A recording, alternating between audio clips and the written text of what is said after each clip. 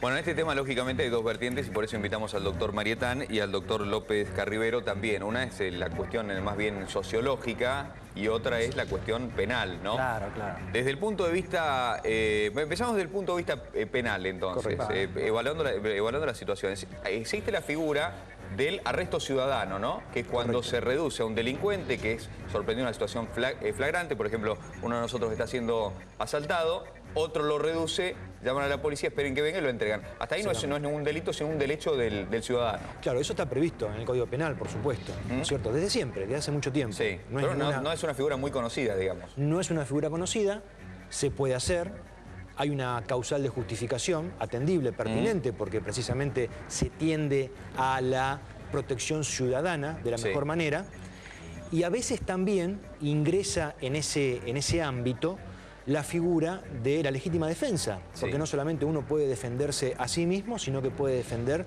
los bienes de un tercero. Entonces, esa situación no acarrea ningún tipo de responsabilidad penal. Digamos, en el caso de que se va a detener al delincuente, se trata de reducir al delincuente, el delincuente da un golpe, por ejemplo, la persona que está tratando de reducirlo le da otro golpe, hasta ahí estamos en legítima defensa, ¿no? Sí, es decir, no es una cuestión matemática, ¿no es cierto? Yo comprendo la inquietud de un golpe y otro golpe, que es, por supuesto, en el escenario de los hechos puede darse perfectamente. Siempre el ciudadano, incluso a veces ayudando a un personal policial, como ocurrió hace poco tiempo, hace pocos días, puede y está autorizado a imprimir en su accionar, en el escenario de los hechos, la violencia necesaria.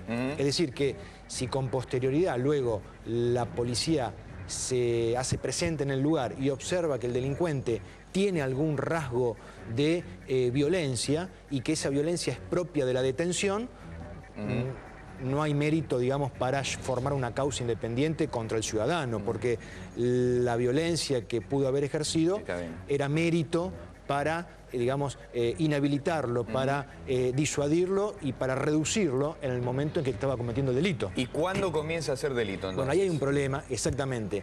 Lo que estuvimos viendo, en especial, lo que sucedió en Rosario, porque en Rosario se terminó con la vida del delincuente. Es decir, se lo redujo, se lo puso en estado de indefensión,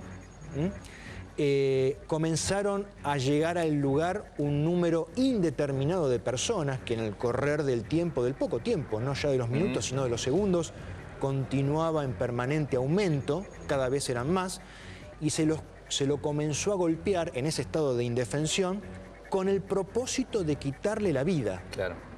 ¿Sí? Entonces ahí ya estamos en un delito, por supuesto, agravado por ser, digamos, haber en el hecho la pluralidad de autores, es decir, eran varias personas, ¿sí?, que golpeaban a otra, y sobre todo porque la que recibía los golpes estaba en un estado de indefensión.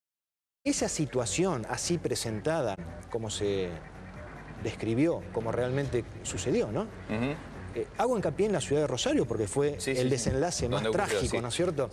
En ese momento, eso no está amparado en ningún artículo, en ninguna ley, en ningún andamiaje jurídico de nuestra legislación. Es decir, no hay ninguna causal de justificación para cometer un hecho de esa naturaleza. Es decir, es un delito grave. La figura legalmente, ¿cómo se conoce informalmente o públicamente como linchamiento? Pero legalmente, ¿cómo es la tipificación? Hay un homicidio. Luego se verá, de acuerdo a las pericias, a los testimonios, a la declaración de los imputados, si es un homicidio simple, si es un homicidio agravado por el concurso premeditado de 2 o más personas, si también hay un homicidio agravado por el ensañamiento o la alevosía, es decir, por el estado de indefensión que tenía la víctima en ese momento, y también puede ser, no se descarta, que haya un homicidio en riña, es decir, que se compruebe, se acredite que varias personas participaron en la agresión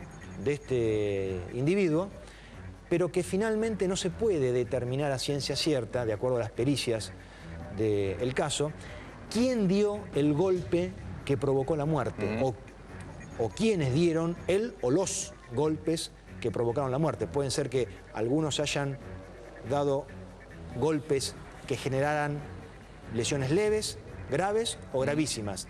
Y otros que pudieron generar definitivamente la muerte. Es decir, en ese caso estarían todos en una situación de igualdad procesal y por supuesto es un homicidio atenuado, como la ley o la justicia no puede determinar con precisión quién fue o quiénes fueron los autores de la muerte, la pena es menor, pero de todas maneras hay un homicidio, hay personas que le quitan la vida a otra en un estado de ilegalidad, es decir, fuera de la normativa legal vigente. Supongamos que esas personas que estamos viendo allí, hasta ahora no hay detenidos entre los agresores que terminaron con la vida de ese delincuente joven allí en Rosario. Pero supongamos que mañana detienen a 2 o 3. ¿Ese delito es escarcelable o no? El delito de homicidio en riña, en principio, resulta escarcelable. Tiene una pena máxima de 5 años.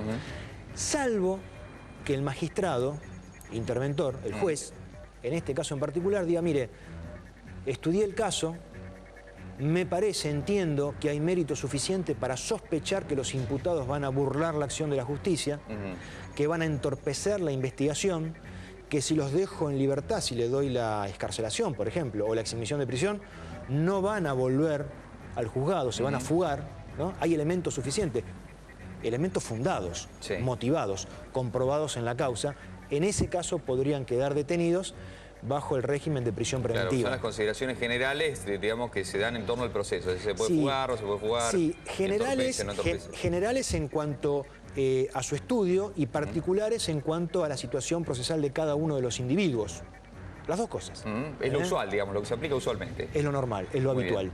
Doctor Marietán, ¿por qué la gente, qué le pasa a una sociedad y que reacciona de esta manera? Bueno, es un caso aislado. No sabemos muy bien si es un efecto contagio o si son casos que ya se producían y simplemente los medios de comunicación no estaban prestando atención. Pero básicamente, ¿por qué se produce un fenómeno como este? Bueno, primero que son acciones absolutamente reprochables, que es evidente que tiene que encontrar una manera de que esto no ocurra, no vuelva a repetirse, ¿no? Pero las causas es una cuestión de acción y reacción.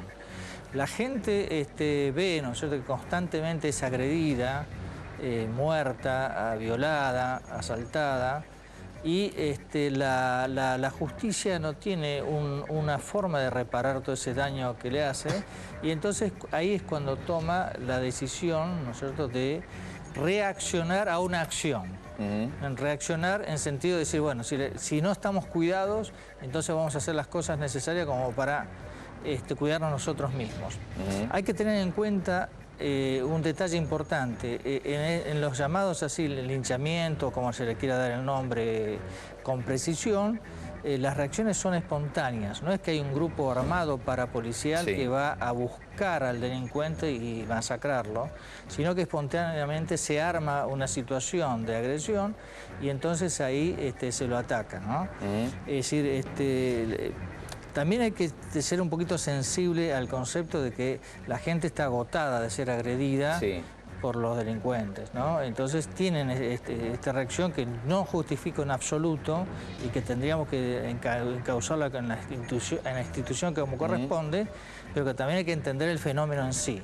Esto se produce por agotamiento de la población ante una agresión constante y sin una respuesta adecuada por parte de las instituciones. Se habla siempre, se relaciona este tipo de fenómenos con la anomia, es decir, buscamos la definición. La anomia es la falta de normas o incapacidad de una estructura social de proveer a ciertos individuos lo necesario para lograr las metas de la sociedad. Es decir, cuando la gente, para decirlo más claramente, cuando la gente siente que las reglas están quebradas o que no se respetan, o se ha establecido un mecanismo de interacción social por el cual parece que las reglas no existieran, ¿no? Sí, hay una parte del sistema de represión, vamos a decir, a todo lo que sea lo jurídico para reprimir el tema de la delincuencia, que estuve escuchando atentamente un reportaje que le hicieron a Bernie, el secretario de Seguridad, donde él decía que realmente estaba indignado porque ellos aprendían al delincuente y luego el sistema judicial, ¿no es cierto?, lo liberaba rápidamente en función de los códigos que presenten, ¿no es cierto? Y me llamó la atención, ¿no es cierto?, el énfasis que ponía en esa conducta. Bueno, ahora el gobierno de la provincia de Buenos Aires va a enviar a la legislatura una iniciativa para restringir el tema de las excarcelaciones. No sabemos bien en qué va a consistir. En principio se hablaba de la posibilidad de restringirla para los casos de portación de arma de fuego, ¿no? Esto es correcto, doctor. Bueno, en la provincia de Buenos Aires está bastante determinada, bastante circunscripta la posibilidad de excarcelar a una persona con un arma. Puede ser que se la determine aún más, ¿sí? Es decir, que la ley diga, mire, en el 100%, sin ningún tipo de excepción, trátese, por ejemplo, bueno, de un arma de uso civil o de un arma de uso de guerra, sea una aportación o sea una tenencia, siempre que haya en el accionar delictivo la presencia de un arma, no importa el calibre, no importa la condición que la tenga, siempre y cuando sea ilegal, se puede eliminar la posibilidad de la excarcelación. Creo que por ahí apunta la iniciativa gubernamental, es decir, por eliminar de manera tajante, de manera terminante, la posibilidad de la excarcelación. Y en el caso de que no existan armas de fuego, porque decía Gerardo Romano que el delincuente que él logró reducir acá en el barrio de Palermo, que después al otro día fue liberado, porque la ley marca que hay que liberarlo, él lo reconoció como el que ya le había robado el reloj a un amigo, ¿no es cierto? En ese caso, digamos, hay una presunción de culpabilidad. La justicia todavía no probó de que el delincuente sea culpable. Digo, ¿se puede retener, se puede no otorgarle la excarcelación? Se puede, es posible, bajo estos parámetros que hablábamos recién, ¿no? La posibilidad que el individuo burle la acción de la justicia, por ejemplo. La posibilidad, por supuesto, que los jueces tienen una proyección, o sea, no son adivinos, pero tienen un pronóstico procesal. Es decir, mire, en esta situación, por los antecedentes de la persona, que nos arrima el personal policial, que nos arrima a los vecinos, es atendible y es pertinente no darle la libertad porque va a burlar la acción de la justicia, no va a volver al juzgado para cuando se lo llame a una indagatoria, no va a estar a derecho para cuando se lo quiera juzgar en un juicio oral. Entonces, en esa situación podría ser bien, digamos, legal, para decirlo llanamente, que se le impida la excarcelación, es decir, permanecer en libertad durante el transcurso del proceso, sino que por el contrario, decirle, mire señor, mientras que se esclarezca esta situación procesal, usted va a permanecer detenido. Doctor Marietán. Sí, el tema es que tenemos que ver al final, bueno, yo soy analista, entonces tengo como práctica ver el problema en sí con toda crudeza, más que otorgarle ideologías y todas esas cosas. Y yo veo, ¿no es cierto?, que aquí hay un problema de gran resentimiento por parte de la población, que es lo que me muestran a mí todos los días, que me cuentan todas esas cosas, ¿no? Y tampoco hay que pensar que de pronto hay una serie de asesinos dando vuelta por la ciudad y aprovechan cualquier circunstancia como para patear a una persona, ¿no? Sino más bien que tener en cuenta que nuestro pueblo es muy manso, ¿no? Es un pueblo manso.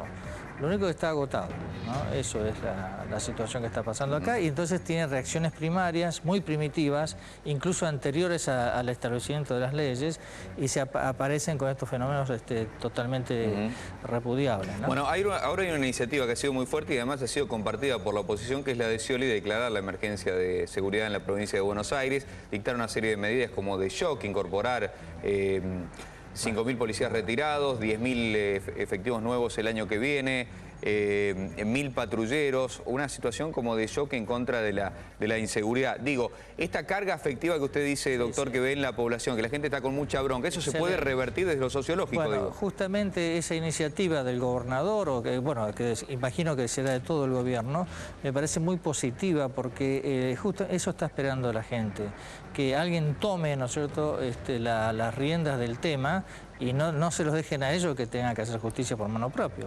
Que tampoco a la gente le gusta hacer eso, excepto esa reacción espontánea. En realidad uno le pregunta a la gente, ¿está de acuerdo con el linchamiento? No, ¿cómo está de acuerdo? Claro, nadie está de acuerdo, pero... Nadie está de acuerdo, ¿no? Pero no me toquen a mi nena, no me toquen estas cosas. Ahí está. Pero me doctor, parece muy bien esa iniciativa de que de pronto se establezca, bueno, vamos a hacer algo, ¿no? Lo que le critica a la oposición a las medidas que anunció Scioli ayer, básicamente, es decir, que debieran haber sido tomadas antes. ¿Usted cree, doctor, que estas medidas pueden tener un impacto rápido en cuanto por su experiencia de abogado, digo, en cuanto al esquema de delito? Mire, yo no sé si rápido porque de hecho se le da un término de un año. En un año pueden pasar muchas cosas. ¿No? Pueden suscitarse nuevos linchamientos, pueden haber nuevos homicidios en ocasión de robo, pueden haber nuevas fugas de los detenidos en las unidades carcelarias. Se da cuenta, es un conjunto de cosas, ¿no es cierto? Pero también es cierto que a un policía no se lo prepara en 2 días. Sí, ¿No es verdad? Entonces, porque fíjese que el único digamos, empleado que tiene la coerción estatal y el respaldo de la sociedad, a quien se le da un arma cuando sale a la calle es precisamente el personal policial. Digo, personal policial, gendarmería, prefectura, pero en este caso, digamos, el personal policial que vemos habitualmente en las comisarías y en las calles. Entonces, a veces, para algunas cosas un año es mucho tiempo, para otras cosas un año es un término más o menos apropiado. Para cerrar, hay un paso todavía peor, ¿no? Que es una situación que se ha visto en Brasil desde hace muchísimo tiempo, que son las brigadas de... Las organizaciones de esta violencia, no diría masiva, contra los delincuentes, pero ya organizándose. Organizándose, es decir, grupos de gente organizada, parapolicial, que se organiza, se arma y sale literalmente a matar delincuentes. Hay versiones en internet de que ya habría algunos grupos dando vueltas, no se sabe si son por ahí versiones interesadas y demás. Pero bueno, no lo veamos acá, lo hemos visto, como les decía, en Brasil ya desde hace muchísimos años, ¿no? Y es el peor escenario. Exactamente, y el elemento que acabas de mencionar, Bernardo, es muy importante. A diferencia de aquellos años de las Brigadas de la Muerte en Brasil, ahora tenemos toda una red de comunicación social a través de las redes sociales que pueden ser formación inmediata de gente, ¿no? Y que realmente es muy peligroso. Por eso me parece pero totalmente adecuado que desde las instituciones se haga una propuesta como se hizo la del gobernador, ¿no? Y pueda parar un poco todo esto. Doctor Maritán, le agradecemos mucho. Doctor López Carribero, le agradecemos mucho también, con muy gusto. amables. El tema de los linchamientos ha sido uno de los temas que más se ha discutido, ha llamado la atención en estos últimos días. Vamos a